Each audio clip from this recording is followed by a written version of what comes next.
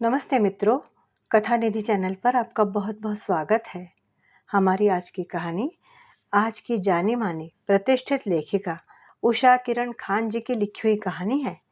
कहानी का नाम है हमके उड़ा दो चदरिया। उषा किरण जी कहानी में वातावरण की सृष्टि जैसा ग्रामीण है वैसा ही रखती है, उसमें फेरफार नहीं करती। उनकी कहानियों के सारे पात्र यथार्थ से उपजे होते हैं, कल्पना से नहीं। वे कहती हैं कि अगर आप चाहें उनके सशरीर पात्रों से मुलाकात हो सकती है।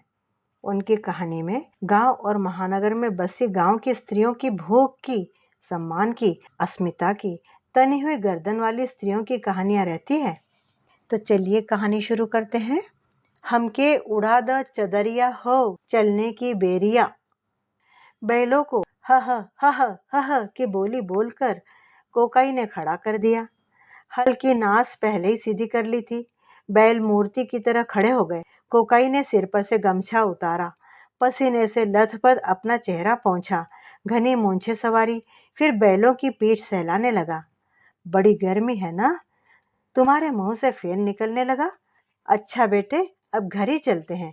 आराम से नमना ढेर सारा पानी, नांद पर खाना खाली भूसा, कल तक करते रहना पागुर। बैलों ने अपने कान हिलाए। मालिक का हाथ बदन पर आह्लादित कर रहा था। कोने के धुर पर खड़े कोकाई ने देखा, पूरा खेत जुत चुका है। वाह, क्या सम पर सारे सीध खड़े हैं, एक जगह भी बेउरेब नहीं। कोकाई का कमाल है। बड़े मालिक हरदम कहा करते थे, खेत जोतना कोकाई जानता है, बीज डालना कोई इससे सीखे। जब धान का पौधा बित्ते भर का होता है तब खेत की लुनाई देखते ही बनती है। क्या स्वाभाविक कलाकार है कोकाई। उनके कहने से उत्साह बढ़ता उसका। ओहो, क्या थे बड़े मालिक। सुना था कि कोकाई का पिता इसे माँ के पेट में छोड़कर ऊपर चला गया था। माँ को चाचा चाची ने संभाल लिया। कोकाई चाचा की गोद में पलकर बड़ा हुआ। जब 5 साल का था तब बैल ने आंख में सींग मार दिया। बड़े मालिक पटना तक ले जाकर इलाज कराते रहे, आंखें ठीक नहीं हुई। ता जिंदगी एक आंख के सहारे काम करता रहा। अब क्या, कट गई इतनी, आगे भी कट जाएगी। जमीन का यह टुकड़ा मालिक ने स्वेच्छा से लिख दिया था। पुराने सेवक का बाल बच्चा था कोकाई। न लिखते जमीन तो सीलिंग में जाती। जो भी हो, कोकाई जी उठा एक बार की। गांव के लोग पहले पूरब धन कमाने जाया करते थे, अब पश्चिम जाने लगे। कोकाई अपने युवा काल में एक बार संगी साथियों के साथ चौमासा करने, कुछ धन कमाने पूरब गया था, पर उसे रास नहीं आया। वहां पाट धोने के क्रम में तलुओं में कोई धारदार वस्तु गड़ गई। दवा लेने और ठीक होने में काफी दिन लग गए। कोई कमाई भी नहीं हुई, उल्टे स्वास्थ्य की हानि हुई। 1.5 मन का बोरा अकेले पीठ पर उठाकर चल देने वाला कोकाई 2 अढ़ैया भी उठा नहीं पाता। उसने कान उमेठे अपने, न कभी ढाका बंगाल कमाने नहीं जाएंगे। बाद के दिनों में जब बेटे पश्चिम जाने लगे तब बड़ा दबाव डाला। बाऊ, पश्चिम की बात ही कुछ और है, बड़ा साफ काम है। क्या करोगे चौमासा में घर में रहकर? वहां धान रोपनी करना, देश देखोगे। नहीं रे, मुझे नहीं सहता पूरब पश्चिम, हम कहीं नहीं जाएंगे। और ये क्या बोलता है कि क्या करोगे? काम का कोई टोटा पड़ा है? ढेर काम है। चौमासा पर घर छबाई का काम है। अकेले कारीगर हम हैं, तुम लोग सब गांव छोड़कर चले जाते हो। रह जाती है सिर्फ झोटिया पंच लोग। उन्हीं लोगों को खड़का पुल्ला फेंकना पड़ता है छप्पर पर। काम नहीं है बोलता है। देर तक बड़बड़ करता रहता कोकाई। बेटे सोचते, सच ही तो कहता है बाऊ, इसे काम की क्या कमी है। बहुत तेज बारिश हुई और रोपनी खत्म हो गई तो टेरुआ लेकर सुतली काटने बैठता कोकाई। सुतली कती होती तो गोवर्धन पूजन के वक्त गाय बैलों के लिए रस्सी बनाने में देर नहीं होती। बरसात में ही कोकाई सुतली का जाबी बना लेता, जो धान दवनी के वक्त बैलों के मुंह पर जाली की तरह बांधना होता है। इन दिनों कुछ लोग कोकाई से बनवाने भी लगे थे। कोकाई कोई मेहनताना नहीं लेता, बनवाने वाला अपना पाट दे जाते, ये बना देता। अलबत्ता कोई अपने घर बैठा कर सुतली कतवाता और जाबी रस्सी बनवाता तो मजूरी देनी पड़ती। काम के लिए समय ही नहीं बचता। और ये मूर्ख लहंगड़े कहते हैं कि चौमासा में घर पर रहकर क्या करोगे? अरे घर पर रहकर देखो कि क्या किया जाता है। हर साल बाढ़ में खेत खलियान डूब जाते हैं। गाय बैल के लिए घास क्या अकेली औरत बेल संडी वाली काटेगी? अब अलौंत ब्याई गायों को हरे चारे के बिना चंगा कैसे रखा जा सकता है? बहुओं को घास काटने भेजे, वे भी तो बच्चे वाली हैं। कोकाई यह सब सोच विचार कर गांव नहीं छोड़ता। ऐसा ही है यह। उस बार की सर्वग्रासी बाढ़ में जब गांव छोड़ने की बारी आई, तब कोकाई ने नावों पर ढोर डंगर और औरत बच्चों को ढोया था दिन भर तटबंध तक। अब भी वह दृश्य याद करके सिहर उठता है कोकाई। प्रलय था प्रलय। गांव के सारे नवयुवक और अधेड़ परदेश गए थे। मात्र स्त्रियां, वृद्ध और बच्चे थे। कौन समझदार व्यक्ति एकदम से गांव छोड़कर चला जाएगा? ये नई पौध दूसरे की बगिया महकाने जाती है, अपनी भूमि को छोड़ दिया, जमीन को सुला दिया है। अचानक ठंडी हवा का झोंका आया। कोकाई को अच्छा लगा। उसने आकाश की ओर निहारा। घने काले मेघ घिर आए हैं। वाह वाह, रोहिणी के आते ही मेघ, बड़ा अच्छा संकेत है। आज जल बरसा तो साल भर बरसेगा, फसल अच्छी होगी, साधुओं के भंडारे का इंतजाम हो जाएगा। कोकाई अपने बाहुबल की कमाई से भंडारा देना चाहता है। कबीर रहा है ना, खुद मुख्तार है। देखा, दोनों बेटे दौड़े आ रहे हैं। मेघ की छाया से धरती संवला गई थी। कैसे जान बेजान दौड़े आ रहे हैं छोकरे। बाऊ, ओ बाऊ, हो बाऊ। क्या है रे? बाऊ, घर चलो, आंधी तूफान का रंग है। चल, बैलों का छिटका खोल दे, हल खेत में पार दे, जल्दी कर। लड़के उधर दौड़े। कोकाई को हंसी आई। आंधी तो नहीं आएगी, बारिश होगी। आंधी के वक्त आकाश का रंग भूरा हो जाता है। ये तो काला कुछ कुछ हो गया है। अनुभव का थोड़ा है बेटवा, सब खुद संभलेगा। अभी तो हम है ना आकाश बने हुए, सोचता है कोकाई। अरे हो कोकाई, खेत से भागो, झोपड़ी में आओ। पहला मेघ है, ठनका उनका गिरेगा तो तुम ही। मनी जरा अपने मचान के नीचे से आवाज दे रहा था। आते हैं, बहुत गर्मी थी, जरा ठंडाने तो दो। सचमुच ठनका काले रंग पर गिरता है। भैंस हाथी लोग छुपा लेते हैं। उसके बाद बचा कोकाई, पक्के रंग का। कई बार चाची जी मजाक करती हैं, रे कोकाई, तू मेघ बुनने में खेत में न जाया कर, काला पाथर जैसा है, बिजलौटा तेरे ऊपर ही गिर जाएगा। अरे खोल न रे बैलों को, निकाल, हम भी घर चलते हैं। ये रोहिणी की बूंद देह को हल्का ही करेगी। टोकरी गेंती समेटकर छोटे बेटे को बढ़ाते हुए कोकाई रपेटता है बड़े बेटे को। बहुत गुम थी हवा, बड़ा आतप था भारी। धरती की गर्मी रोहिणी मैया हरने आ रही थी। अम्मा को जाने कौन जानलेवा बीमारी ने ग्रसित कर लिया था। निज कोकाई के गौने के दिन ही चल बसी। इसे तो टुग्गर बना ही गई। बेलसंडी वाली ने सास का सुख ही न देखा। बेलसंडी वाली पहले से टुग्गर थी। उसके माँ बाप हैजा टुनकी से चल बसे थे। मामा मामी के घर पली थी वो। कोकाई कम से कम माँ के साय का सुख तो भोग सका था। माँ का बेटा होने के नाते इसके पल्ले गृहस्थी का गहरा ज्ञान आया। यह कायदे का खेतिहर और मित व्ययी गृहस्थ हो गया। कबीर हा होने के कारण ऊपर से स्वयं फक्कड़ और अंदर से बहता निर्मल सोता ही रहा। बेल संडी वाली ने एक के बाद एक दो बेटे जने, बेटी नहीं, बिना किसी दवा दारू के। दो बच्चों के बाद तीसरा पैदा ही न हुआ। कोकाई को एक बेटी की जरूर चाह थी, जो पूरी न हो सकी। उसने गांव भर की छोटी बच्चियों के लिए कई बार रंगीन क्लिप और फुंदने खरीदकर अपनी साथ पूरी की। नियम कानून को मानने वाला कोकाई हर साल अपना बैल बदल लेता, नई खेती पर नया बैल खरीदता, पुराना बैल बेचकर जो पैसे हाथ में आते उसमें और लगाकर नया बैल खरीद लेता। 3 साल पहले जो बैल इसने हाट पर चढ़ाया था, उसका खरीदार इलाके में शिकायत करता पाया गया कि कोकाई ने बेकार बैल उसे थमा दिया है। वह खेती के काम का नहीं, वह तो उसे बेच देगा। कोकाई ने इस कान से सुना, उस कान से उड़ा दिया। अगहन में जब गोसाई साहब गांव आए तो ये भी चढ़ावा लेकर साहेब बंदगी करने पहुंचा। गुरु ने पहुंचते ही आड़े हाथों लिया। कोकाई, तूने बैल कसाई को बेचा सुना है, पराचित करना पड़ेगा। उन्होंने फरमान जारी किया। नहीं गोसाई साहेब, नहीं, हम नेवला गांव के किसान के हाथ बैल बेचकर आए थे। गलत बात, तेरा बैल कसाई ले जा रहा था। 10 मुंड देखा है, बोलो बोलो कौन कौन देखा है।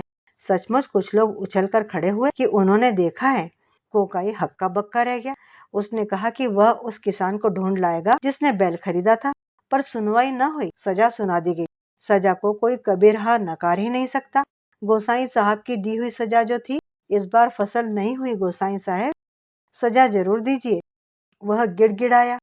सजा जब फसल अच्छी हो तभी पूरी करना, समय सीमा है साहब के पास जाने की। चादर मैली लेकर जाओगे? पैरों पर गिरे कोकाई से साहब ने कहा था। आकाश का यह काला रंग, रोहिणी नक्षत्र की बूंदें आशा की संचार करती हैं। अपनी एक रोशन और एक निस्तेज आंख से आकाश की ओर उसने निहारा। खुशी से खिले चेहरे के स्वामी के पोपले मुख में एकमात्र दंत, बिजली की अभूतपूर्व कौंध और एक गड़गड़ाहट। फेंकना बुदना मनीजरा कान में उंगली डाल धरती की ओर मुंह झुकाकर बकने लगा। सहोर सहोर। पूंछ उठाकर भागते बैलों की जोड़ी थम गई। बारिश की मोटी मोटी बूंदें भिगोने लगी धरती को। बैल चलते हुए आकर अपने हलवाहे के पास खड़े हो गए। फेंकना बुदना और मनीजरा दौड़कर पास आ गए। कोकाई गिरा पड़ा था, झुलसे हुए पेड़ की तरह। उसके पैरों के पास एक बड़ा गड्ढा हो गया था। कोकाई की खुली आंखें आकाश निहार रही। शरीर का रंग काला न रहकर भूरा हो गया था। वह निस्पंद निस्पृह धरती पर लेटा हुआ था। बाऊ बाऊ, कोकाई का के आर्त स्वर से उसमें कोई हलचल ही नहीं हुई। अपने अपने मचान और खेतों से दौड़े हुए ग्रामीण आए। वयोवृद्ध यदु ने कहा, ठनका यहीं गिरा है। कोकाई चपेट में आ गया। देखते क्या हो, खाट लाओ, आंगन ले चलो। आधे घंटे की बारिश ने मौसम बदल दिया था। उमस भर गई थी। कोकाई के संस्कार के बाद बेटों ने, जैसा कि अक्सर होता है, उधार लेकर भंडारे का आयोजन किया। भंडारा चूंकि साधुओं का था, सो शुद्ध घी का हलवा, पूड़ी, बुंदिया, दही इसका प्रसाद रहा। संस्कार के वक्त ही साधु के प्रतिनिधि ने बड़े बेटे फेंकना से कहा, तुम कोकाई को अग्नि कैसे दोगे? सांखट जो हो, पहले कंठी धारण करो, साधु को पैठ होगा, वरना। रोता हुआ अबूझ सा फेंकना कंठी धारण कर बैठ गया। 12वीं का भोज समाप्त हुआ। गले में गमछा डालकर फेंकना बुधना साधुओं के सामने खड़े हुए। साहेब, हम ऋण से उऋण हुए कि नहीं? कान उऋण सुनने के लिए बेताब थे। साधु घी की खुशबू में सराबोर थे। कीर्तनिया झाल मृदंग बजाकर गा रहे थे। मैली चादर ओढ़ के कैसे द्वार तिहारे जाऊं? नहीं रे फेंकना, तेरी ऋण मुक्ति कहाँ हुई? गोसाई साहेब ने 2 साल पहले 75 मुंड साधु का भोज दंड दिया था, नहीं पूरा कर पाया बेचारा। ये तो तुम्हें ही पूरा करना पड़ेगा। उरीण होना है तो ये सब करना पड़ेगा। 75 मुंड साधु? क्या कहते हैं? हम ऐसे ही लुट गए। अब कौन देगा ऋण भी हमको? रोने लगा फेंकना। क्या? तो बाप का पाप कैसे कटित होगा? आप लोग अन्याय कर रहे हैं। कबीरदास सभी रूढ़ियों के खिलाफ थे।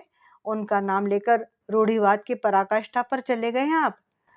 गांव के एक मैट्रिक पास युवक ने आगे आकर कहा, तुमसे कौन पूछता है? यह फेंकना के उरीण होने की बात है। उसे बरगलाकर पाप के भागी बनने पर मजबूर ना करो। बड़का पढ़ुआ बने हो। लेकिन प्रतिकार करने को भी बहुत सारे लड़के इकट्ठे हो गए। हाँ, अच्छा हंगामा मच गया। फेंकना ने मेट साधु के पैर पकड़ लिए। बुधना रो रो कर हलाकान हो गया। बेलसंडी वाले को गश पर गश आने लगे। ए प्राणी, अपनी माँ को बुलाओ, हम उसी से पूछेंगे अपने आदमी को परलोक में किस स्थान पर रखना चाहती है। उनकी निर्भय गर्जना से फेंकना के अंदर साहस का संचार किया। वह ग्रामीणों की ओर मुड़ा, अपने आंसू पोंछे और हाथ जोड़कर खड़ा हो गया। कहिए चाचा जी, भैया जी लोग, हम गरीबों की मदद कैसे करेंगे आप? कहने की बात है, जाते हैं साहू जी के पास, सब सामान लिखा देते हैं, तुरंत काम हो जाएगा। एक खुर्राट ग्रामीण ने कहा। साहू जी दौड़े हुए सामान गिरा गए। हलवाई बैठ गए। 12वीं से लेकर 13वीं तक 70 मुंड साधुओं का जीवने लगा। यह अतिरिक्त मुंड प्रायश्चित का था। कीर्तनिया आलाप ले रहे थे। हमके उड़ा दो चदरिया हो, चलने की बेरिया। बबुआ फेंकन, इस लिस्ट पर दस्तखत कर दो, मेरे पास रहेगा। कमा कर देते रहना दोनों भाई। पढ़ लो ठीक से, साहू जी ने कहा। फेकर ने टोट आकर पढ़ लिया, 2 पैसा सैकड़ा सूद। भरी आंखों से सकल समाज की ओर देखता रहा, फिर दस्तखत कर दिए। आहा, बाप का काम संपन्न हुआ, दंड भी पूरा किया। वाह बेटा, खुर्राट ग्रामीण ने कहा। धीरे धीरे अतिथि जाने लगे। फेंकना भारी कदमों से गश खाती माँ के पास आ खड़ा हुआ, धीमे से बैठा। माँ ने उसकी ओर कातर निगाहों से देखा। माँ, कल भोरे गांव से निकलना है, होश करो, बुधना खेत संभालेगा, तुम पीठ पर रहना। बाऊ के काम का कर्ज जब तक नहीं उतारेंगे, उनके ऊपर चादर कैसे उड़ाएंगे माँ? बाऊ यहीं कहीं रहेगा, पैठ नहीं होगा।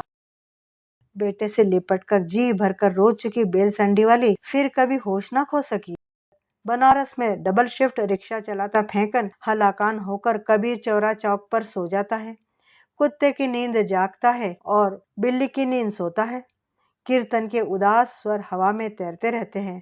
हमके उड़ा दो चदरिया हो। रिक्शे पर पैडल जोर से मारने लगता है फेंकन। कर्ज की अभी कई किस्तें बाकी हैं। मित्रों, अभी आप सुन रहे थे उषा किरण खान जी की लिखी हुई कहानी हमके उड़ा दे चदरिया हो, और आवाज थी मेरी, मैं अपर्णा रमेश। उम्मीद करती हूँ कि कहानी आपको अच्छी लगी होगी। कबीर सामाजिक कुरीतियों और कुप्रथाओं पर हमेशा से कड़ा प्रहार करते रहे, लेकिन भाग्य की विडंबना तो देखिए कि उनके ही अनुयायी, उनके ही पंथ के जो कबीर हाल लोग हैं, उन्हें भी ग्रामीण लोग और पंडितों ने बख्शा नहीं, और पंडित भोज वह भी 75 लोगों के लिए करवा कर उन 2 भोले भाले भाइयों को जीवन भर के लिए कर्ज के बोझ तले दबा दिया। गांव में आज भी इस तरह की प्रथाएं हैं जिससे गांव वाले अपने ऋण से कभी उभर ही नहीं पाते। उन प्रथाओं को निभाने के लिए जो ऋण लेते हैं, उस ऋण को चुकाते चुकाते उनकी पूरी जिंदगी खत्म हो जाती है, लेकिन ऋण नहीं चुकता है। आपको कहानी अच्छी लगी हो तो एक लाइक जरूर कीजिएगा। कहानी के बारे में, इस तरह की कुरीतियों के बारे में अपनी राय भी कमेंट बॉक्स में जरूर लिखिएगा। चैनल पर नए हैं तो चैनल को सब्सक्राइब भी जरूर कर लीजिएगा। जल्दी ही मिलती हूँ एक और अच्छी सी कहानी के साथ। तब तक विदा। आपका दिन शुभ हो।